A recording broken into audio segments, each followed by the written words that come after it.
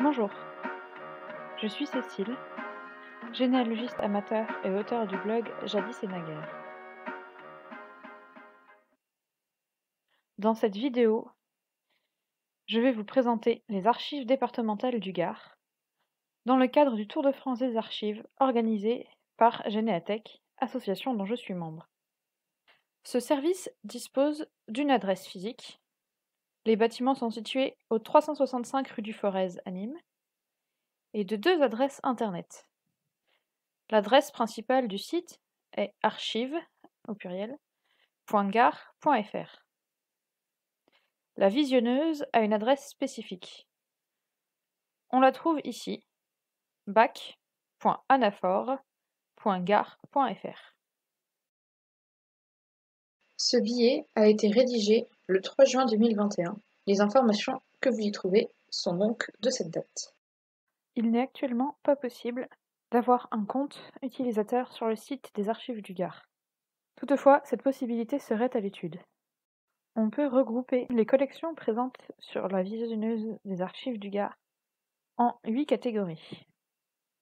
État civil, archives des notaires, plans, recensement, carte postale, hypothèque, recrutement militaire et annuaire. L'état civil est disponible jusqu'en 1921 pour toutes les communes. Les archives du Gard conservent les registres paroissiaux depuis 1526 pour certaines communes.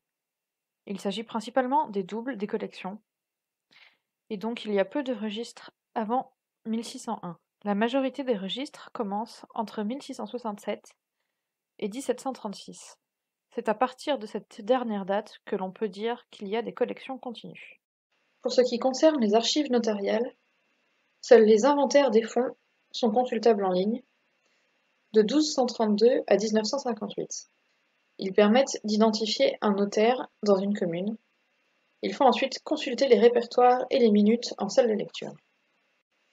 Plusieurs types de plans du cadastre sont disponibles sur le site des archives du Gard. On peut y consulter les plans du cadastre napoléonien, ainsi que ceux du cadastre rénové. Cela couvre donc une période qui s'étend de 1789 à 1946. Il est ensuite possible de consulter les matrices cadastrales en salle de lecture. Les recensements de population disponibles en ligne sur le site des archives du Gard couvrent la période de 1836 à 1936. Près de 3000 cartes postales peuvent être consultées en ligne sur le site des archives du Gard. Il s'agit d'un extrait d'une collection qui en comprend plus de 11 000. Ce fonds est indexé par lieu et recouvre une période qui s'étend de 1800 à 1987. Les archives des hypothèques conservées par le département du Gard sont consultables en ligne pour la période qui s'étend de 1798 à 1955. Les registres matricules ont été les premiers documents numérisés et consultables en ligne sur le site des archives du Gard. Il s'agit des registres de la période qui s'étend de 1887 à 1921. Ces fonds sont indexés. L'annuaire du département du Gard a été numérisé pour la période 1802-1857. Je vais donc maintenant vous présenter la visionneuse des archives du Gard et son fonctionnement. La visionneuse se trouve donc sur un site différent du site des archives, à l'adresse bac.anaphore.gard.fr. On arrive donc sur cette page. Tout de suite, dans la colonne à gauche, je vais aller désigner l'objet de ma recherche. Ici, je vais prendre les actes d'état civil.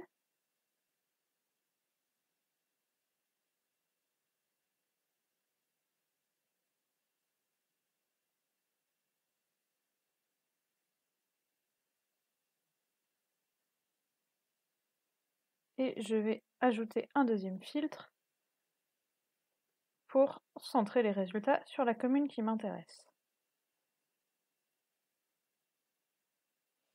Ici, je vais prendre Sommières.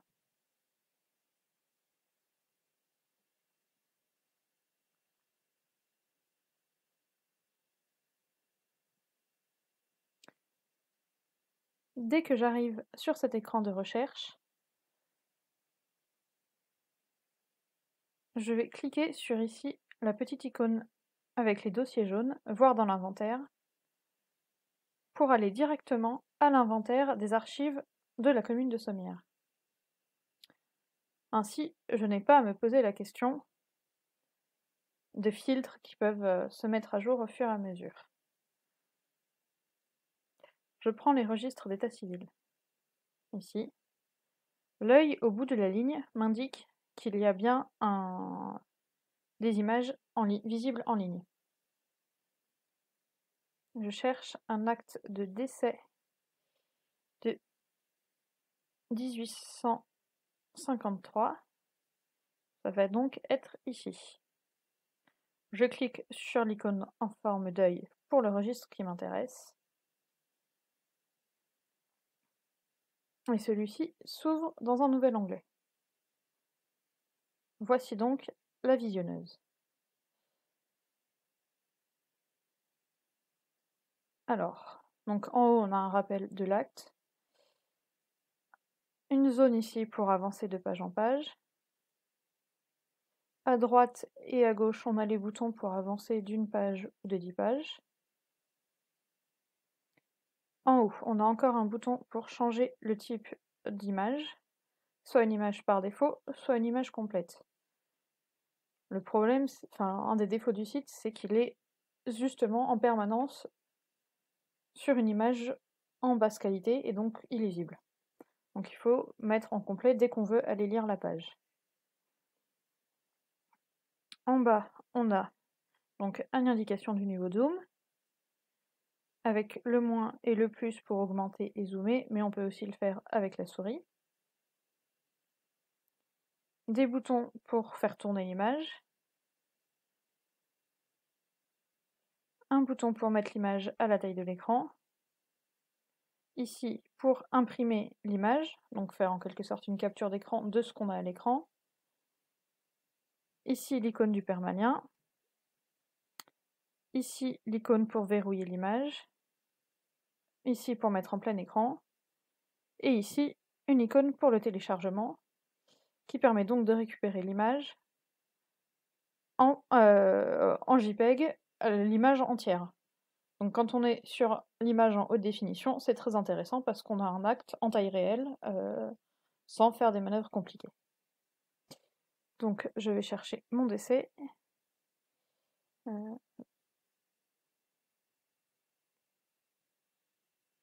Voilà. Là on voit tout de suite les défauts de la visionneuse, c'est que si je zoome, c'est illisible.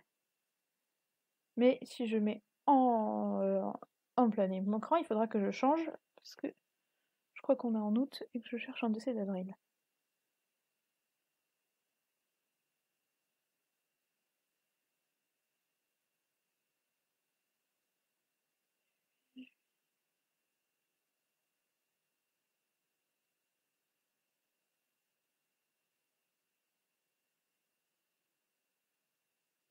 Voilà, l'accord Marie en haut à droite. Donc ici, je clique sur HD pour avoir l'image en plein écran et vérifier que c'est bien ce qui m'intéressait.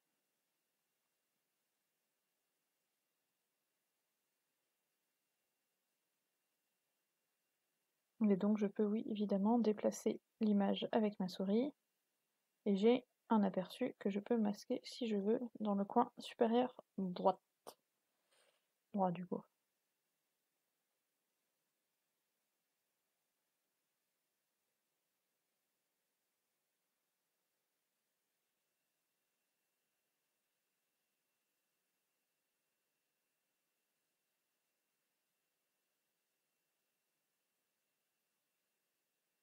Ouais, et je vois là, sans avoir l'acte en entier.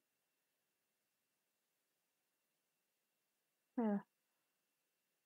Marie Lacan, âgée d'une demi-heure, fille de Pierre et de Suzanne Théron. C'est bien elle que je cherche. Je peux donc télécharger l'image. Je choisis format JPEG.